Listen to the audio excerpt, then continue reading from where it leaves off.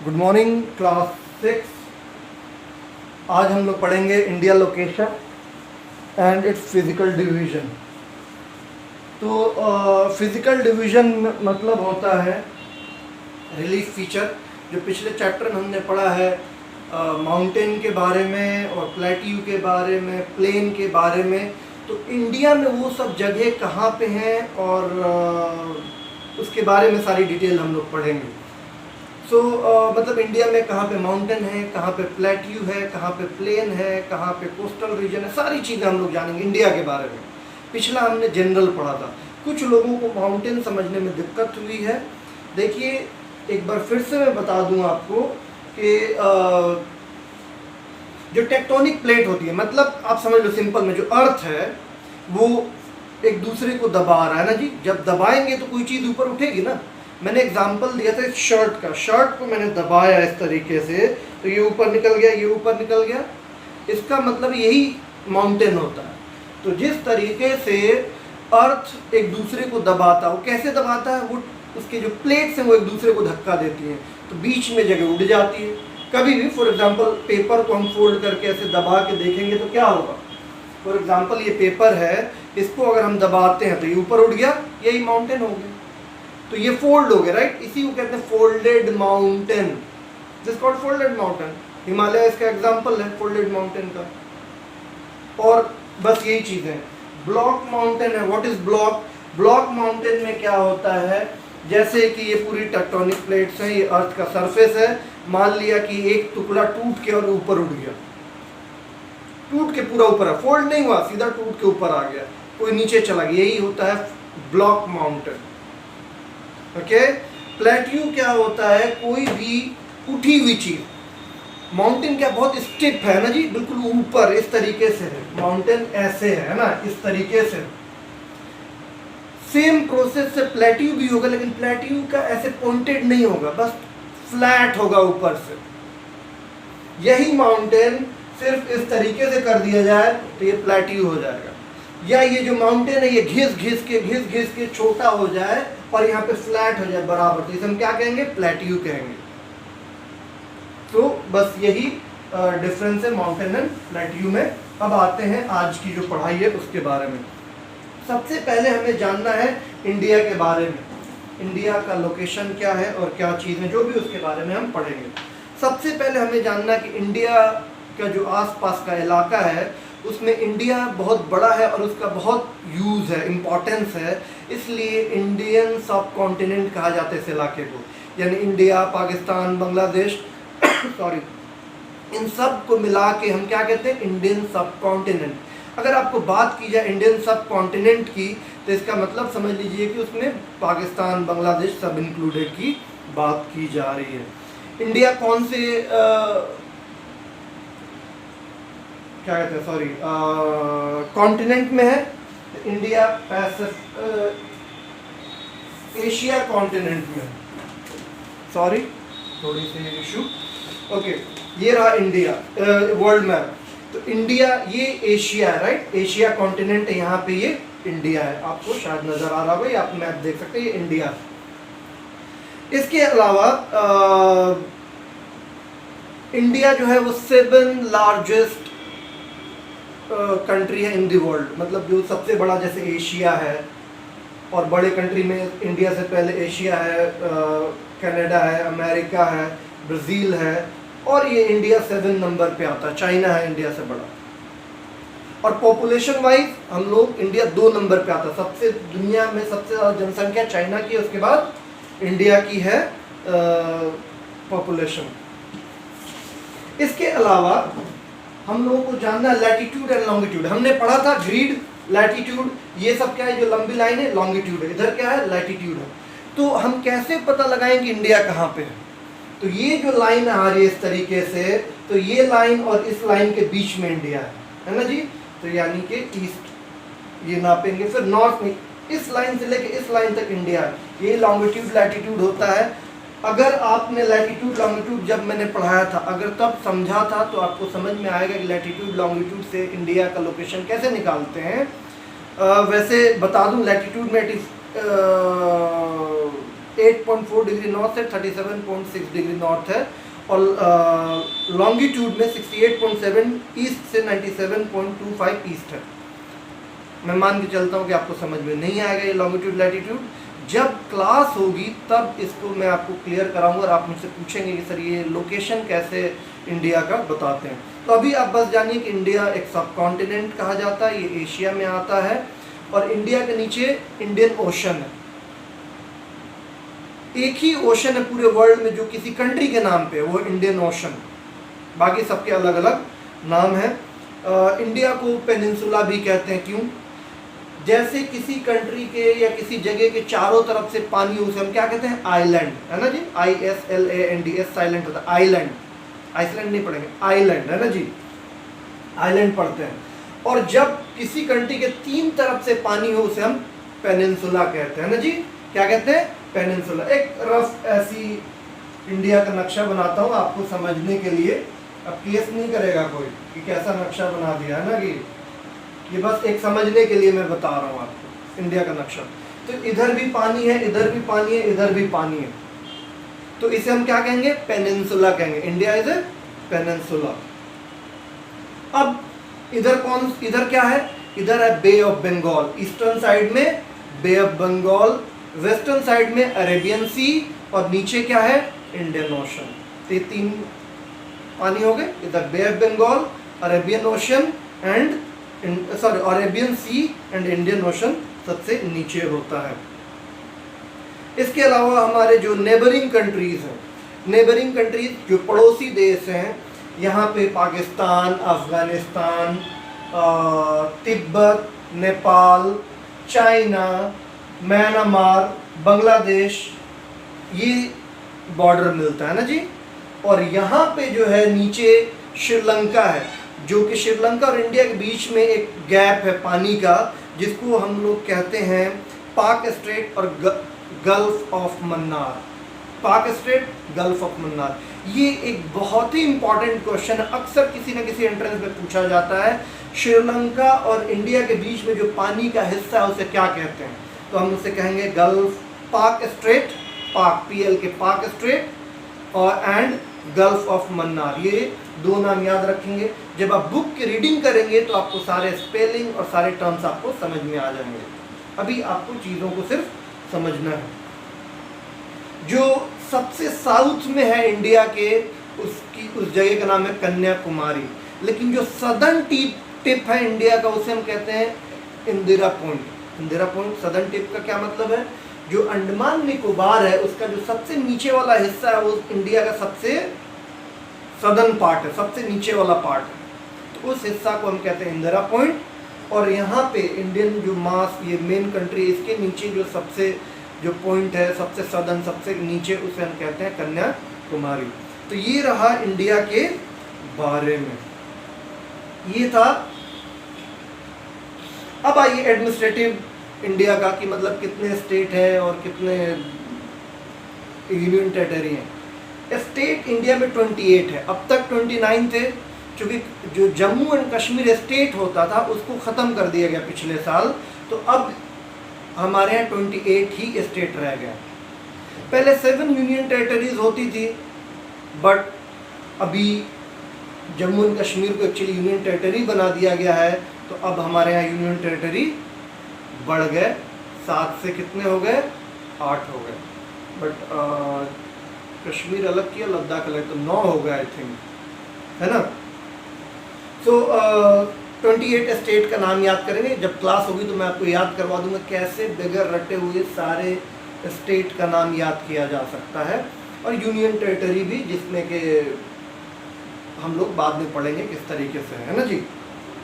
New Delhi capital है India की, और राजस्थान सबसे बड़ा स्टेट है, गोवा सबसे छोटा है, और 2 आइलैंड है, एक बे ऑफ बंगाल में जिसका नाम है अंडमान एंड निकोबार, और एक आइलैंड अरेबियन सी में जिसका नाम है लक्षद्वीप। तो ये रही बातें इंडिया के बारे में। अब ये हो गया इंडिया का लोकेशन, है ना जी, इंडिया के बारे में मोटा मोटी चीज़ें। जितनी बातें बोली इसका नोट्स आपका बना होना चाहिए बुक पढ़ने के बाद, वीडियो पॉज कर कर के आप लिखेंगे। अब आइए फिजिकल डिवीजन में। फिजिकल डिवीजन मतलब माउंटेन किधर है, प्लेन किधर है, प्लेट्यू किधर है, कोस्टल एरिया किधर है, इसके बारे में हमें पढ़ना है। तो सबसे पहले जो हम पढ़ेंगे वो पढ़ेंगे माउंटेन के बारे में। क्या पढ़ेंगे? माउंटेन। तो इंडिया का जो माउंटेन एरिया उसको कहते हैं द नदर्न माउंटेन। क्या कहते हैं? The northern mountain. माउंटेन तो पूरे इंडिया में है, लेकिन जो सबसे बड़े और ज्यादा हैं वो नॉर्थ साइड में, इसलिए इसको नदर्न माउंटेन कहते हैं ना, द नदर्न माउंटेन। इसमें जो बड़ी बड़ी दो रेंजेस हैं, मैंने आपको बताया था माउंटेन के बारे में कि माउंटेन जो होते हैं वो एक जैसे रेंज होता है पूरा ना जी, रेंज होता है इस तरीके से, है ना। तो ये जो माउंटेन रेंज है जो सबसे बड़ा इंडिया का नदर्न माउंटेन, वो दो पार्ट में बटा हुआ है। एक तो ये ऊपर वाला है इस तरीके से, है ना जी, ये ओके। इसको कहते हैं काराकोरम रेंज। क्या कहते हैं? काराकोरम रेंज। जैसे हिमालयन रेंज है वैसे काराकोरम रेंज मतलब काराकोरम माउंटेन। इसकी जो सबसे ऊंचा पीक है, आपको पीक और माउंटेन का फर्क बताया था ना जी, जो सबसे ऊंचा पीक है उसका नाम है K2। तो ये एक क्वेश्चन आपको बनाना है कि काराकोरम रेंज का सबसे ऊंचा पीक कौन सा है? K2, जिसको माउंट गॉडविन ऑस्टेन भी कहते हैं। माउंट गॉडविन ऑस्टेन शॉर्ट में K2 बोलते हैं, जो सबसे हाईएस्ट माउंटेन है और वर्ल्ड का 2 नंबर पे सबसे ऊंचा हाईएस्ट पीक है। पहला हाईएस्ट पीक जो है, जो सबसे ऊंची जो चोटी है, पीक है वर्ल्ड का, वो है एवरेस्ट, वो हिमालय में है। दुनिया की जो दूसरी सबसे ऊंची चोटी है या माउंटेन पीक है वो है K2, जो कि काराकोरम रेंज में आता है ना जी। एंड इसके अलावा जो सियाचिन ग्लेशियर का आप लोगों ने नाम सुना है वो भी इसी रेंज में आता है, काराकोरम रेंज में। इसके अलावा है हिमालयन रेंज। हिमालयन रेंज जो है इसके नीचे है। कोई और कलर है क्या मेरे पास? नहीं। इसके नीचे आता है हिमालयन रेंज, है ना जी, यहाँ से शुरू होता है हिमालयन रेंज इस तरीके से। हिमालयन रेंज, हिमालयन रेंज की जो सबसे ऊंची जो पीक है उसमें जैसे अन्नपूर्णा है, एवरेस्ट है, कंचनजंगा, ये वहाँ की सबसे ऊंची पीक्स है। एवरेस्ट भी इसी में आता है, हिमालय में। तो दुनिया की सबसे हाईएस्ट पीक कौन है? एवरेस्ट। दुनिया का हाईएस्ट माउंटेन कौन है? हिमालय। चूंकि एवरेस्ट जो है वो तिब्बत और नेपाल के बॉर्डर पे इंडिया का पार्ट नहीं है, तो आपसे अगर पूछा, ये जो हिमालय पूरा इंडिया में थोड़ी ना है जी, वो तिब्बत, चाइना, नेपाल सब में पड़ता है। तो अगर आपसे पूछा जाए इंडिया में हिमालय की सबसे ऊंची चोटी कौन सी? इंडिया में, पूरे हिमालय में तो एवरेस्ट हो गया, इंडिया के अंदर जो सबसे ऊंची चोटी है उसका नाम है कंचनजंगा। इंडिया वाले पार्ट में जो पड़ता है सबसे ऊंचा कंचनजंगा। तो कंचनजंगा इंडिया का सबसे ऊंचा हो गया। हिमालय का पूरे वर्ल्ड में और हिमालय में जो सबसे ऊंचा वो एवरेस्ट है। इसके अलावा भी कई सारे पीक हैं जैसे कि अन्नपूर्णा है। K2 जो है वो काराकोरम रेंज में आता है। इसके अलावा माउंटेन में पासेस होते हैं। पासेस क्या होता है भाई? पासेस कहते हैं, जैसे मान लिया ऐसे माउंटेन है तो कहीं जाके ब्लॉक हो जाएगा, आपको आगे जाने की जरूरत नहीं, जगह होती है, तो वहाँ पे कुछ ऐसी जगह होगी जहाँ से किसी तरीके से आदमी पार करके दूसरे साइड जाता है, उसे कहते हैं पासेस। तो बहुत सारे फेमस पासेस हैं, शिवकिला है, जोजिला है। जोजिला जो पास है वो दुनिया के मतलब सबसे डेंजरस रोड में होता है। कभी गूगल पे देखिएगा तो आपको पता चला कितना डेंजरस है। वहाँ लोग बाइक वाइक चला के जाते हैं। सो ये इसको पासेस कहते हैं। उसके अलावा ग्लेशियर कई सारे होते हैं इसमें। ग्लेशियर जो बर्फ़ का पूरा की नदी होती है, तो उसी तरीके का एक बहुत फेमस ग्लेशियर है गंगोत्री, है ना जी, गंगोत्री, जहाँ से गंगा नदी निकलती है। तो ये रहा आपका हिमालय के बारे में। अब जानिए कि हिमाद्री, हिमालय 3 पार्ट में बटा है। कितने पार्ट में? 3 पार्ट में। ग्रेटर हिमालय सबसे ऊपर और सबसे ऊंचा, उसके बाद है लेसर हिमालय, उससे छोटा है, और उसके बाद आउटर है वो सबसे छोटा है। मतलब 3 पार्ट में। मान लो कि इस तरीके से ये हिमालय है ना जी, उसके बाद एक और रेंज थोड़ा इससे छोटा है, और इसके बाद फिर एक और रेंज सबसे छोटा है। ऐसे हिमालय 3 पार्ट में है। सबसे ऊपर जो है नॉर्थ में वो सबसे ऊंचा है, उसको कहते हैं हम ग्रेटर हिमालय, हिंदी में कहते हैं हिमाद्री। ग्रेटर हिमालय, हिमाद्री। उसके नीचे यानी साउथ में बीच में जो है क्या है, लेसर हिमालय, हिंदी में कहते हैं हिमाचल, और जो सबसे बाहर है उसे हम कहते हैं आउटर हिमालय, हिंदी में कहते हैं शिवालिक। ये 3 पार्ट में हिमालय है।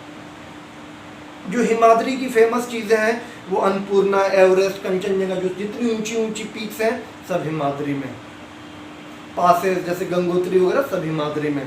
हिमाचल किस लिए फेमस है? हिमाचल में जो ज़्यादातर जो इंडिया के हिल स्टेशन है, जो घूमने की जगह हैं, वो सारी आती हैं हमारी किसमें, हिमाचल में। जैसे शिमला, मनाली, मसूरी, ये सब किसमें है, हिमाचल में। जो कश्मीर है, कश्मीर जो हिमाद्री और हिमाचल के बीच की वैली है, ओके। और दून कहते हैं जो 2 पहाड़ के बीच में जो बराबर एरिया होता है, सब दून कहते हैं। तो शिवालिक यानी आउटर हिमालय और हिमाचल के बीच का एक एरिया है, उसे दून कहते हैं। जैसे कि देहरादून, वो एक दून है, तो वो शिवालिक और हिमाचल के बीच की जगह है। तो शिवालिक आउटर हिमालय हो गया, सबसे बाहर वाला हो गया, जो कि उसके बाद प्लेन शुरू हो जाता है। ये अर्थक्वेक प्रोन है और लैंडस्लाइड प्रोन है। अर्थक्वेक प्रोन का मतलब यहाँ पे अर्थक्वेक ज़्यादा आ सकता है, उसे कहते हैं अर्थक्वेक प्रोन। लैंडस्लाइड होगा, लैंडस्लाइड मतलब मिट्टी कट के गिर जाना, जिसको हम अपनी लैंग्वेज में कहते हैं भर जाना, उसे हम कहते हैं लैंडस्लाइड, ओके। एक और टर्म है तेराई रीजन। तेराई रीजन कहते हैं जो आउटर हिमालय है, शिवालिक है, उसके बाद जो फुट हिल्स है, मतलब हिल का जो फुट है, जो बराबर ज़मीन है, उसे हम तेराई रीजन कहते हैं। मतलब कि आप समझिए कि इस तरीके से ये यहाँ पे ख़त्म हुआ आपका शिवालिक। तो ये जो इलाका है, ये वाला इलाका, ये क्या कहलाएगा, ये फुट हिल है, हिल का फुट है। इसके बाद फिर प्लेन शुरू हो जाएगा, यही इलाका कहलाता है तेराई रीजन। तो आपसे पूछा जाए व्हाट इज तेराई, ये बहुत इंपॉर्टेंट क्वेश्चन है। फुट हिल्स ऑफ शिवालिक या फुट हिल्स ऑफ हिमालय, जो बाहर हिमालय के बाद जो बराबर ज़मीन है, उसे हम कहते हैं तेराई रीजन। तो ये रहा। इसके अलावा हिमालय के अलावा इधर पूर्वांचल साइड में है ना जी, पूर्वांचल मतलब नॉर्थ ईस्ट साइड में भी कई सारे छोटे छोटे रेंज हैं। फॉर एग्जांपल गारो, खासी, जैंतियाँ, ये हिल्स हैं जो कि बहुत इम्पॉर्टेंट हैं, ये सारी इस साइड में आती हैं। तो नदन माउंटेन के बारे में हमने क्या पढ़ा, 2 रेंज इंपॉर्टेंट है, काराकोरम एंड हिमालय। हिमालय के कितने टाइप्स हैं, उसमें क्या इंपॉर्टेंट चीज़ है, कौन हाईएस्ट पीक है, काराकोरम में कौन सा हाईएस्ट पीक है, ये आपको जानना है नदन माउंटेन के बारे में। अब आ जाइए माउंटेन के बाद पढ़ेंगे हम लोग प्लेन, है ना जी, ये तो 1 नंबर है, ये फिजिकल डिवीजन है। अब आइए कि प्लेन, प्लेन कहाँ पे ये पढ़ते हैं ना जी। प्लेन क्या होता है, प्लेन होता है low lying region with alluvium deposit. ये क्या होता है, लो लाइंग मतलब बराबर जमीन, ये तो बहुत हाई है ना जी, बराबर जमीन है, लो लाइंग है, और उस पर एलुवियम डिपोजिट है, मतलब नदियों के द्वारा बहा के ले आए गए मिट्टी, कचरा सब जो जाके भर के बराबर जो ज़मीन जो कि बहुत ही फर्टाइल होता है, उसे हम कहते हैं alluvium deposit, not aluminium, alluvium deposit.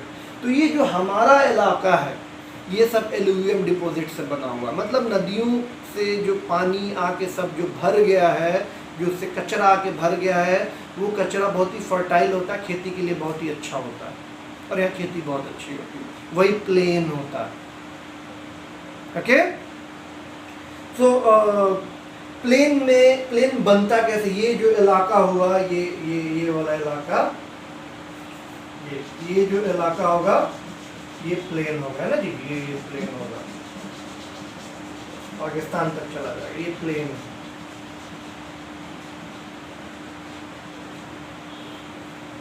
ये कैसे बनता है, मैंने बताया कि नदियाँ जो पानी लाके बराबर ज़मीन पे छोड़ देती हैं, वही प्लेन होता है।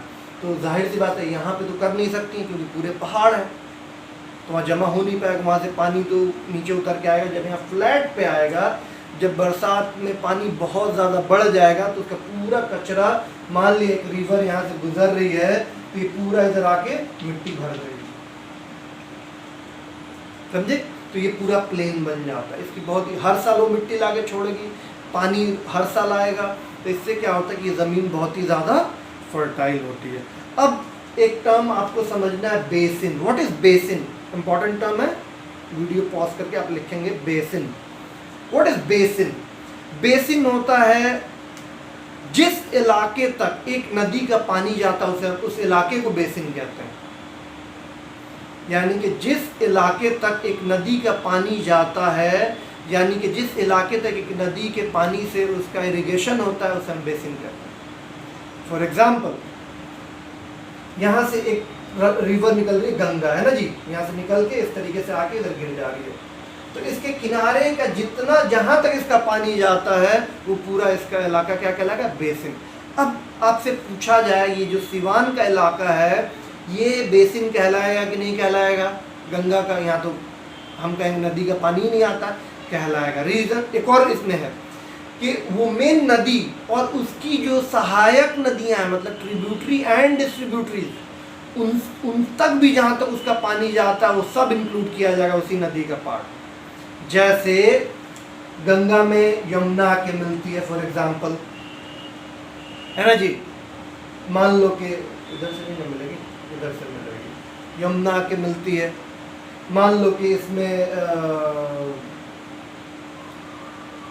लखनऊ में कौन सी, गोमती आके मिलती है, गोमती में कोई आके नदी यहाँ से मिलती है। तो ये सारा इलाका जो गोमती से भी जो पूरा इरिगेशन हो रहा है, जो उसका इलाका है, वो भी इसी गंगा में माना जाएगा कि गंगा बेसिन ही है। ओके, तो बेसिन का मतलब हुआ एक नदी का पानी जितने इलाके तक जाएगा वो पूरा इलाका वो बेसिन कहलाएगा। तो अब आइए प्लेन में। तो हमारे यहाँ जो प्लेन बनता है मेनली 3 रिवर से, एक इंदस रिवर, एक गंगा रिवर, एक ब्रह्मपुत्रा रिवर। इंदस वेस्ट में, ब्रह्मपुत्रा ईस्ट में, और मिडिल में जो सबसे बड़ा एरिया जो प्लेन का हमारा बनता है वो गंगा रिवर से बनता है। तो यानी कि मेन रिवर गंगा है, बाकी जितनी नदियां आप जानते हैं नॉर्थ में सब आके गंगा में ही मिलती हैं। फाइनली गंगा आके अरेबियन सी में गिर जाती है। तो कहने का मतलब है कि पूरा इलाका जो है सोन और क्या कहते हैं कोसी और यमुना और गोमती, जितना आप नाम जानते हैं नदी का, सब गंगा की ट्रिब्यूटरीज हैं। ट्रिब्यूटरी कहते हैं उस नदी को जो नदी किसी बड़ी नदी में जाके मिल जाता है। मान लीजिए कि एक ये रिवर है बड़ी, इसमें कोई नदी जाके मिल रही है ना जी, तो ये कहलाएगा ट्रिब्यूटरी, जाके मिल जाना ना, ट्रिब्यूटरी। मान लिया इस नदी में से कोई नदी निकलती है ना जी, तो इसे कहेंगे डिस्ट्रीब्यूटरी, डिस्ट्रीब्यूट हो रहा है। डेफिनेशन आप लोग पॉज करके लिखेंगे, ट्रिब्यूटरी एंड डिस्ट्रीब्यूटरी। कोई नदी किसी बड़ी नदी में मिलता है तो जो नदी मिलती है उसको ट्रिब्यूटरी कहते हैं, और किसी नदी में से कोई दूसरी नदी निकलती है, जो नदी निकलती है उसको हम डिस्ट्रीब्यूटरी कहते हैं। तो ये रहा ट्रिब्यूटरी एंड डिस्ट्रीब्यूटरी। तो गंगा की बहुत सारी ट्रिब्यूटरीज हैं जो गंगा में आके मिलती हैं और उसको पूरा गंगा बेसिन फॉर्म करती हैं। जैसे मैं आपको बताता हूँ। अब पहले ये जो पूरा प्लेन हमारी इंदस रिवर, गंगा रिवर और ब्रह्मपुत्रा रिवर बनाती है, यानी कि जो पूरा प्लेन है ये गंगा बेसिन है, ये ब्रह्मपुत्रा बेसिन है और ये इंदस बेसिन है। बेसिन क्यों कह रहे हैं? क्योंकि पूरी गंगा या गंगा से जुड़ी उसकी ट्रिब्यूटरी या डिस्ट्रीब्यूटरी ही पूरा पानी पहुंचाती है इस इलाके में, इसलिए इसको हम गंगा बेसिन कहेंगे। बेसिन का डेफिनेशन अभी बताया कि जिस नदी का पानी जहां तक जाएगा उसको हम बेसिन कहते हैं। ओके, तो पहले हम पढ़ेंगे इंदस बेसिन। तो इंदस बेसिन यानी इंदस प्लेन भी कह सकते हैं। इंदस प्लेन, हमारा प्लेन 3 पार्ट में बटा है, Indus plain, Ganga plain and Brahmaputra plain. इसको हम बेसिन भी कह सकते हैं। तो इंदस प्लेन इंदस रिवर से बना हुआ है।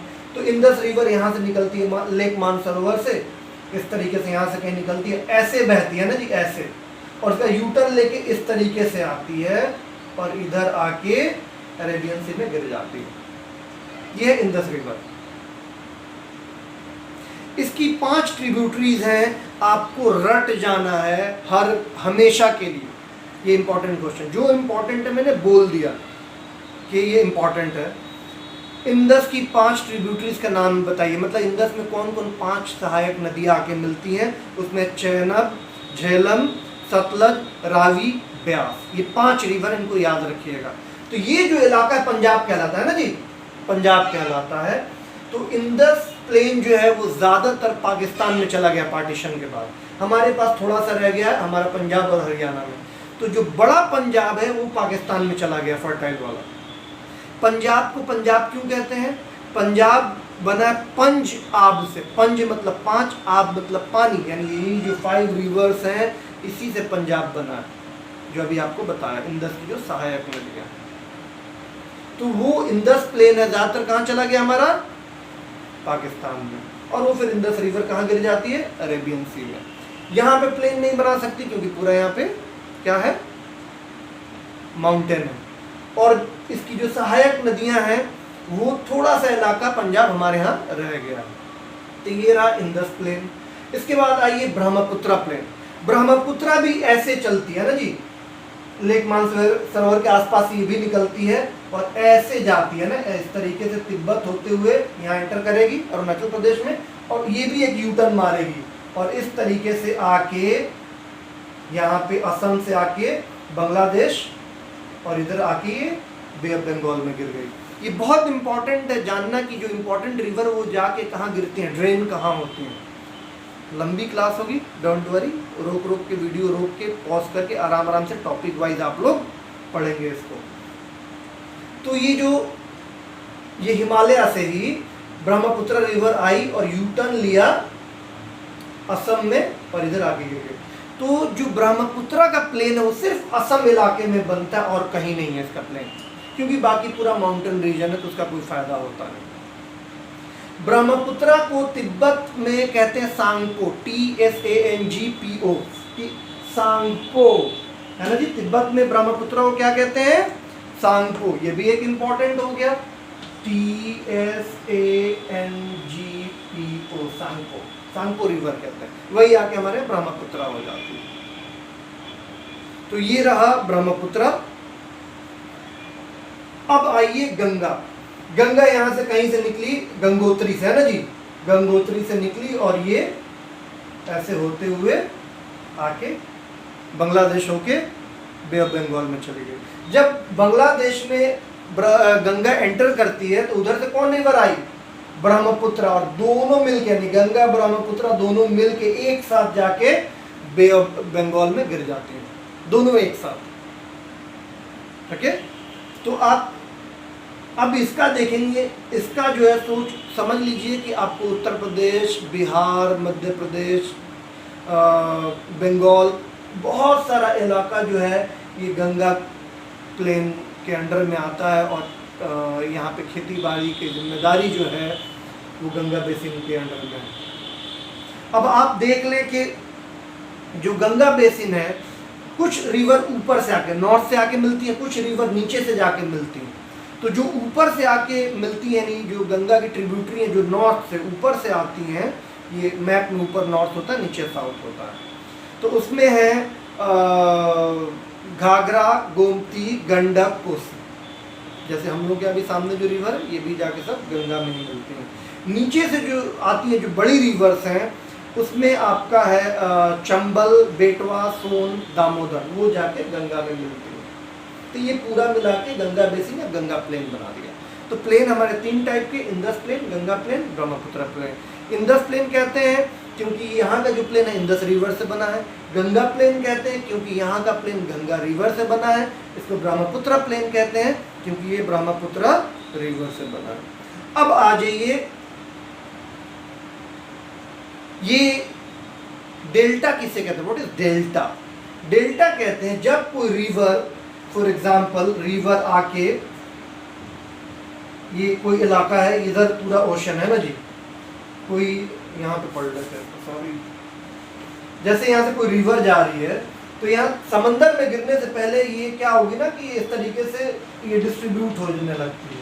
डिस्ट्रीब्यूट क्यों होती है? डिस्ट्रीब्यूट क्योंकि इसका पूरा एल्यूवियम जो है, जो कचरा वहाँ के जमा होने लगता है मुंह पे, माउथ पे। तो जब जमा होता है यहाँ पे तो उससे क्या होगा कि ये लगेगी अपना रुख चेंज कर देगी, मतलब कई सारे उसमें से धार निकल जाएगा। तो फॉर एग्जांपल ऐसे रिवर चली गई, इस तरीके से चली गई, तो ये जो इलाका, ये ट्रायंगुलर शेप जो बीच में बच गया, ये बहुत ही फर्टाइल होगा, क्योंकि पूरा यहाँ पे एल्यूमिनियम जितना है इसका सिल्ट वगैरह जो कचरा नदी बहा के ले जा रही है बहुत फर्टाइल होता है, यहाँ पूरा जाके जमा हो गया, इसे ही कहते हैं डेल्टा। तो यहाँ पे ब्रह्मपुत्र और गंगा दो बड़ी रिवर मिल जा रही है, तो यहाँ पे बहुत बड़ा डेल्टा बन जाता, बहुत ही बड़ा डेल्टा, उसे हम कहते हैं सुंदरबन डेल्टा। क्या कहते हैं? सुंदरबन डेल्टा, या इंग्लिश में कहते हैं गंगा ब्रह्मपुत्र डेल्टा। दुनिया का सबसे बड़ा जो डेल्टा है वो गंगा ब्रह्मपुत्र डेल्टा है, या उसको हम कहेंगे सुंदरबन डेल्टा। अब ये सवाल है कि सुंदरबन क्यों कहते हैं सुंदरबन डेल्टा? क्योंकि यहाँ पे जो जंगल है ना उसमें जो पेड़ सबसे ज्यादा होते हैं उस पेड़ का नाम है सुंदरी, इसलिए उसको हम सुंदरबन डेल्टा कहते हैं। तो ये पूरा इलाका जो कि बहुत ही ज्यादा फर्टाइल होता है। अब आइए डिजर्ट वाला पार्ट। किसका? डिजर्ट वाला पार्ट। अच्छा, आपको मैंने अभी बताया डेल्टा है ना जी, जो कि आपको यहाँ पे ट्रायंगल बना देते हैं, जैसे पानी गिर रहा जो बीच का ट्रायंगुलर शेप होता है क्या कहते हैं? डेल्टा। कुछ रिवर जो होती है एस्चुअरीज बनाती है। What is एस्चुअरीज? एस्चुअरीज क्या होंगी? फॉर एग्जांपल ये इसमें इस तरीके से बड़े लेवल पे नहीं गिरेंगे, इसमें बहुत ज़्यादा एरिया ले लेता है पानी गिरने में। ये क्या कहते हैं? छोटा सा कोई इलाका होगा एकदम पतला सा, इसमें क्या होगा कि समंदर का पानी आके भर जाता है, इसी में आके ये तो खारा होगा, सॉल्टी होगा, इसी में फिर नदी का पानी आके मिल जाएगा। तो ये जो एरिया बनाता है समंदर का पानी और फ्रेश वाटर, इन सॉल्टी वाटर फ्रेश वाटर मिल के जो बनाता है बहुत, फिर वो भी अच्छा लोकेशन हो जाता है, फर्टाइल हो जाता है, इसे हम कहते हैं एस्चुअरीज। तो ज़्यादातर जो बड़ी रिवर्स हैं वो बनाती हैं डेल्टा, है ना, क्योंकि बहुत जाके उसकी डिस्ट्रीब्यूटरी निकल जाती है। तो आपको ये दो टर्म और याद करेंगे, एस्चुअरीज एंड डेल्टा। तो अब आइए the great Indian Desert. Great Indian Desert जो है वो ये वाला इलाका है, मार्कर यूज कर लेता हूँ। ये वाला जो इलाका है ये वाला, ये है इंडियन डेजर्ट का इलाका है। डेजर्ट ये क्या होगा? इंडियन डेजर्ट कैसा होगा? ड्राई होगा, सूखा होगा, पानी की कमी होगी, स्कैंटी रेनफॉल। स्कैंटी रेनफॉल का मतलब होता है एकदम कम पानी, स्कैंटी बहुत कम पानी, और पूरा क्या होगा? सैंड होगा। ये बहुत बड़ा इलाका है। तो इंडिया का जो सबसे बड़ा रेगिस्तान है डिजर्ट, उसका नाम है थार डिजर्ट। ओके, वहां पे सैंड ड्यून्स बनते हैं। What is sand dunes? Sand dunes क्या होता है? सैंड ड्यून्स कहते हैं जब हवा की वजह से कहीं से एक जगह रेत उड़ी और उड़ के एक जगह इकट्ठा हुई, मतलब एक छोटा सा हिल बना दिया, फिर हवा उड़ी वहां से रेत उठा और कहीं और जाके पहाड़ जैसा बना दिया, उसे हम कहते हैं सैंड ड्यून्स। जो रेत का पहाड़ होता है उसे हम कहते हैं सैंड ड्यून्स, जो कि बदलता रहता है, एक जगह नहीं रहेगा, हवा से वो बदलता रहेगा, उसे हम सैंड ड्यून्स कहेंगे। तो what is sand dunes? Simple सा है, रेत का पहाड़ जो कि चेंज होता रहता है हवा से, सिंपल। तो सैंड ड्यून्स होंगे डिजर्ट में। इसके अलावा जो हमारा थार डिजर्ट है, द ग्रेट इंडियन डिजर्ट जिसको कहते हैं, इसमें एक ही रिवर है जिसका नाम है लूनी रिवर। क्या नाम है? लूनी रिवर। ये एक पॉइंट हो गया, आपको याद रखना है। इसके अलावा एक लेक है जो कि सॉल्टी लेक है, उसका नाम है लेक सांबर। लेक सांबर, है ना। इसके अलावा एक कैनाल है, नहर है, उसका नाम है इंदिरा गांधी कैनाल। ये जो सतलज रिवर है, ट्रिब्यूटरी ऑफ इंदस, उसमें से उसको जोड़ के कैनल लाया गया है जो कि इसमें पानी के लिए, तो ज़्यादातर जो पानी पहुंचाया जाता है राजस्थान में रेगिस्तान वाले इलाके में वो इंदिरा गांधी कैनाल से। और एक है लूनी रिवर जो ज़्यादातर सूखी रहती है, उसमें रेत भर जाता है, बारिश आती है तो फिर उसमें पानी भरता है। और पेरिनियल रिवर कौन होती है? जिसमें हमेशा पानी आता रहता है, जो पहाड़ों से रिवर निकलती है, पेरिनियल रिवर जो पहाड़ों से निकलती है। ये कौन सी लूनी रिवर? ये सीजनल रिवर है, जब बारिश आएगी तो पानी भरेगा और वो सूखी रहेगी। तो अगर गवर्नमेंट काम करे और इस इंदिरा गांधी कैनाल को या लूनी रिवर को किसी तरीके से बाकी रिवर से कनेक्ट कर दें, पेरिनियल रिवर से कनेक्ट कर दें जिसमें सालों भर पानी रहता है, तो जो राजस्थान में रेगिस्तान का मसला है, पानी की जो बहुत कमी है, उसका कुछ सॉल्यूशन निकाला जा सकता है ना। बट क्यों नहीं करती गवर्नमेंट, बड़े होइएगा तो समझिएगा। तो ये रहा ग्रेट इंडियन डेजर्ट के बारे में। अब आ जाइए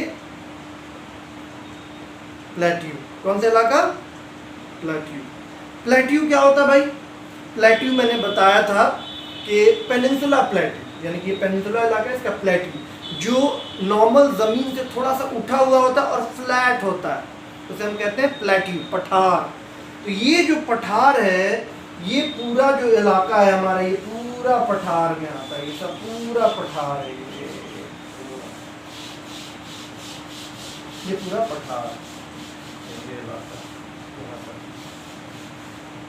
इवन यहाँ बिहार वहार तक, मतलब झारखंड तक ये आता है।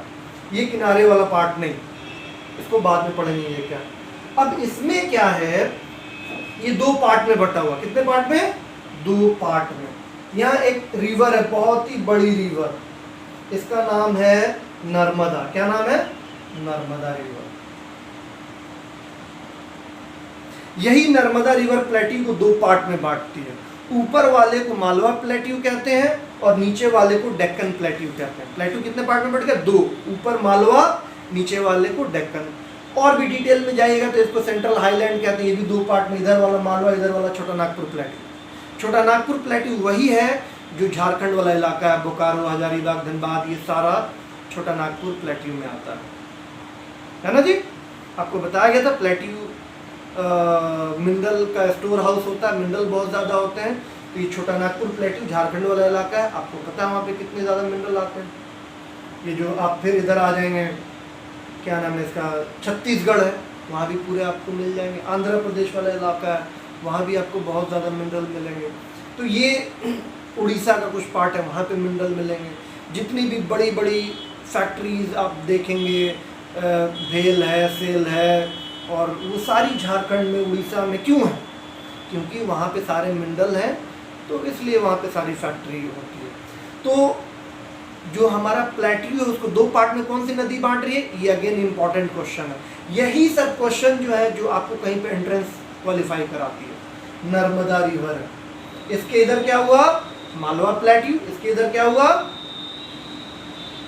डेक्कन प्लेट्यू। मालवा प्लेट्यू में आपको मध्य प्रदेश का कुछ इलाका होगा, यूपी का सदर्न पार्ट जैसे बुंदेलखंड, और झारखंड में का जो इलाका है जिसको कहते हैं छोटा नागपुर प्लेट्यू, ये सारे मालवा प्लेट्यू में आते हैं। जो इम्पोर्टेंट रिवर है मालवा प्लेट्यू में वो है चंबल, बेटवा, केन, सोन, दामोदर, ये सब आके गंगा में मिल जाते हैं। अब आइए डेक्कन प्लेट्यू। डेक्कन प्लेट्यू में स्लोप है वेस्ट टू ईस्ट, मतलब इधर वाला थोड़ा हाइट पे है, इधर वाला लो पे है, इस तरीके से। तो ज़्यादातर जो रिवर्स हैं डेक्कन प्लेट्यू में वो सब जगह कहाँ गिरती हैं? बे ऑफ बंगाल में, क्योंकि स्लोप ऐसा है ना जी, इस तरीके से स्लोप है। अब इसकी इंपॉर्टेंट रिवर कौन है? महानदी, गोदावरी, कृष्णा, कावेरी, ये इंपॉर्टेंट रिवर है जो कि बे ऑफ बंगाल में जाके गिरती है। दो ऐसी रिवर है, नर्मदा एंड तापी। ग्रेजुएशन में यानी बीए में, जामिया में ये क्वेश्चन पूछा गया था इंटरव्यू में कि दो रिवर का नाम बताइए साउथ की जो कि अरेबियन सी में गिरती हैं। क्योंकि स्लोप ऐसे है तो सारी नदियां तो बे ऑफ बंगाल में चली जाती हैं। दो ऐसी बड़ी रिवर है, महानदी एंड तापी। महानदी एंड तापी लिखेंगे, इसको सब पॉज करके लिखना है, महानदी एंड तापी जो कि अरेबियन सी में गिरती है। तो आपको मालूम है ना जी, ये अरेबियन सी है ना जी, अरब सागर। ये क्या है? बे ऑफ बंगाल, मतलब बंगाल की खाड़ी है ना, और नीचे क्या है? इंडियन ओशन है, पूरा बड़ा सा ओशन, समंदर, हिंद महासागर। तो ये हो गया प्लेट्यू, ऊपर मालवा प्लेट्यू, नीचे डेक्कन प्लेट्यू होता है। इंपॉर्टेंट रिवर समझ लिया, स्लोप समझ लिया, इतना एनफ है। ज़्यादातर इधर अब आगे आते हैं कि इधर जो ज़्यादातर रिवर है, बड़ी बड़ी रिवर इधर बनाती हैं डेल्टा और इधर बनाती हैं एस्चुअरी। वैसे भी कम रिवर इधर को गिरती हैं ना जी। अब आ जाइए कोस्टल प्लेन। कोस्टल प्लेन का मतलब हुआ कि समुद्र के किनारे जो प्लेन इलाका है उसे हम कहते हैं कोस्टल प्लेन। ये तो सब प्लेट्यू है, ये जो इलाका है ये कोस्टल प्लेन है। तो दो कोस्टल प्लेन हो गए, ये ईस्ट में है तो ये ईस्टर्न कोस्टल प्लेन, कोस्टल यानी समुद्र के किनारे वाला इलाका, तो समुद्र के किनारे यही इलाका है ना जी, और ये इलाका है। तो जो ईस्ट में है उसको हम कहते हैं ईस्टर्न कोस्टल प्लेन, और जो वेस्ट में है उसको कहते हैं वेस्टर्न कोस्टल प्लेन, सिंपल। अब इसमें आइए कि जो वेस्टर्न कोस्टल प्लेन है वो नैरो है, पतला है, और जो ईस्टर्न कोस्टल प्लेन है वो ब्रॉडर है, चौड़ा है। क्यों? क्योंकि यहाँ पे डेल्टा बनाने की वजह से ये जो उसका एलुवियम ज़्यादा है तो यहाँ पे ज़्यादा प्लेन मिलता है। इधर एस्चुअरी बनता, बहुत कम जगह नदी लेती है, तो इधर का जो प्लेन है वो पतला है। ओके, तो कोस्टल प्लेन में हमने पढ़ा एक eastern coastal plain, western coastal plain. आधे घंटे से ज़्यादा ही क्लास हो गई है, still I will take it, कोई बात नहीं, 40 मिनट 45 मिनट, लेकिन पूरा करेंगे, आप पार्ट वाइज देखिएगा। तो अब जो वेस्टर्न कोस्टल प्लेन है इसको भी दो पार्ट में बांटा गया है। ये है केरला, है ना जी, ये है केरला यहाँ तक। तो ये गुजरात से लेके गुजरात, महाराष्ट्र, कर्नाटक और केरला तक का जो कोस्टल है इसको हम कहते हैं कोंकण कोस्ट। क्या कहेंगे? Konkan coast, Konkan coast. और जो केरला से नीचे तक का सदर्न पॉइंट तक का इसको कहते हैं मालाबार कोस्ट, मालाबार कोस्ट। अब ये आपका काम है, बुक पढ़ेंगे तो आपको स्पेलिंग मिल जाएगी, ठीक है। जो वेस्टर्न कोस्ट है उसको दो पार्ट में बांट दिया है, गुजरात से लेकर केरला तक का जो है उसे हम कहते हैं कोंकण कोस्ट, और जो केरला वाला साइड का जो कोस्ट है उसे कहते हैं मालाबार कोस्ट। इसको भी, ईस्टर्न कोस्ट को भी हमने दो पार्ट में बांटा हुआ है। तमिलनाडु तक का जो इलाका है इसको हम कहते हैं कोरोमंडल कोस्ट, और जो ऊपर वाला इसको कहते हैं नदन सिरका। I don't know pronunciation exactly, मैं सही कर रहा हूँ नहीं कर रहा हूँ। नदन सिरका ऊपर वाले को, और तमिलनाडु और उसके नीचे वाला जो ईस्टर्न कोस्ट है उसको हम कहते हैं कोरोमंडल कोस्ट। तो आपको बात समझ में आ गई? अब स्पेलिंग वगैरह बुक से चेक करेंगे, है ना जी। सो अब आपको अगर जैसे मैंने बताया कि ये नैरो है क्योंकि इधर सिर्फ नर्मदा और तापी एस्चुअरी बनाती हैं, और इधर जो है गोदावरी, महानदी, कावेरी, कृष्णा, ये लोग इधर डेल्टा वगैरह बनाती हैं, जिसकी वजह से ये बहुत ही चौड़ा हो जाता है। और ये हो गया फिनिश। इसके अलावा इम्पॉर्टेंट एक और दो आइलैंड है। बे ऑफ बंगाल में एक आइलैंड है जिसका नाम है अंडमान निकोबार। वो एक द्वीप समूह है, मतलब ग्रुप ऑफ आइलैंड है। आइलैंड किसे कहते हैं? जिसके चारों तरफ से पानी होता है। आइलैंड का स्पेलिंग बताया मैंने, ISLAND, आइलैंड, एस साइलेंट रहता है। तो अंडमान निकोबार जो है वो सबसे बड़ा द्वीप समूह है, ग्रुप ऑफ आइलैंड। एक नहीं होता, इस तरीके से होते हैं, ऐसे ऐसे ऐसे इस तरीके से होते हैं कई सारे। वो टोटल 572 दोनों मिला के, अंडमान और निकोबार मिला के 572 आइलैंड का ग्रुप है, 572 है। और अंडमान और निकोबार को जो अलग अलग करता है तो बीच में एक पानी है। जिस तरीके से श्रीलंका और इंडिया को जो बीच में पानी है वो जगह अलग करते हैं, उसको हम पाक स्ट्रेट कहते हैं ना जी, या गल्फ ऑफ मन्नार। और जो अंडमान और निकोबार को अलग करती है उसको कहते हैं 10 डिग्री चैनल। क्या कहते हैं? 10 डिग्री चैनल, लगभग 150 किलोमीटर का डिस्टेंस है, 10 डिग्री चैनल कहते हैं उसके बीच के जगह को। अरेबियन सी में है लक्षद्वीप, ये छोटा है, इसमें 36 आइलैंड है ना जी। कितने? 36 आइलैंड इसका ग्रुप है। इसका सिग्निफिकेंस का इम्पोर्टेंट क्या है फिजिकल डिवीजन का? ये इतने सारे पार्ट में इंडिया जो बटा है, इसका इम्पोर्टेंस क्या है? इसका फ़ायदा या नुकसान है?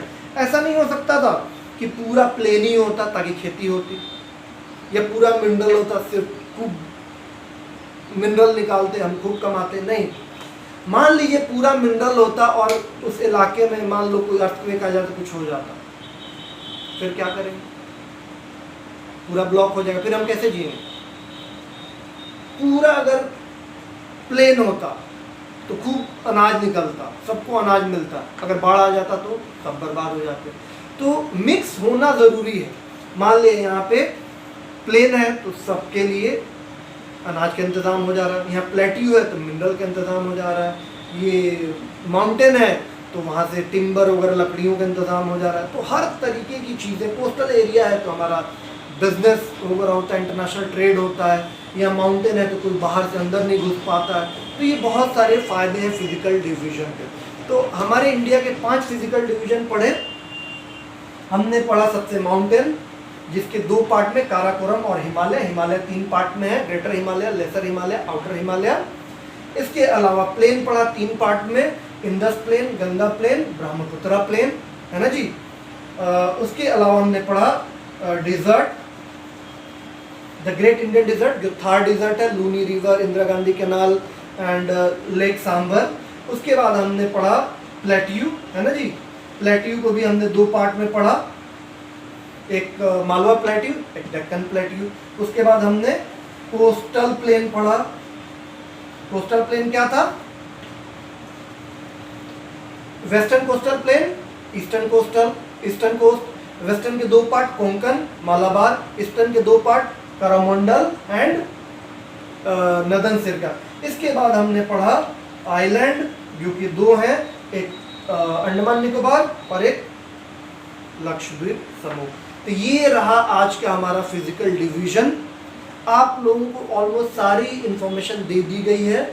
ये इस तरीके से आपको बनाना है, इसको ड्रॉ करना है। और कहाँ पे अब आप इसमें लिखेंगे, यहाँ पे जैसे लिखेंगे northern mountain, sorry northern plain, यहाँ पे लिखेंगे नदन माउंटेन, यहाँ लिखेंगे ग्रेट इंडियन डिजर्ट, यहाँ पे लिखेंगे प्लेट्यू, है ना जी। यहाँ पे डक्कन प्लेट्यू, यहाँ पे मालवा प्लेट्यू। फिर यहाँ पे लिखेंगे मालाबार कोस्ट, इसको लिखेंगे कोंकण कोस्ट, यहाँ पे कोरोमंडल कोस्ट, यहाँ पे लिखेंगे नदन सिरका। इस तरीके से बनाना है। फिर श्रीलंका के बीच में जो जगह डिवाइड करती है पाक स्टेट, गल्फ ऑफ मन्नार, फिर अंडमान निकोबार को जो डिवाइड करती है 10 डिग्री चैनल, वो याद करना है। तो ये जो इम्पोर्टेंट चीज़ है सारी जो मैंने बताई है, ये पूरा इम्पोर्टेंट है। अगले 2 दिन तक आपको टाइम दिया जा रहा है, क्योंकि बहुत बड़ा चैप्टर है, इसको पढ़ना और पिछले चैप्टर से रिलेट करना। पिछला चैप्टर नहीं पढ़ेंगे तो ये समझ में नहीं आएगा। आई होप कि everything is fine. See you next class. All the best.